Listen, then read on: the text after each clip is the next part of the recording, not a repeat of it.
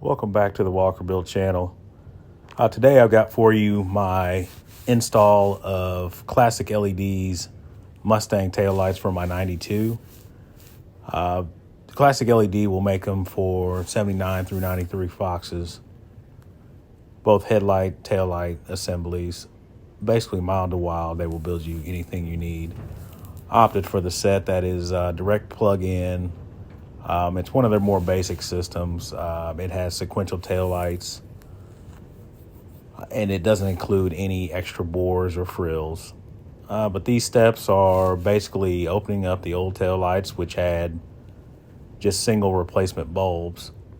They weren't as bright as they should be or as I wanted, so I opted for something a little brighter for safety reasons.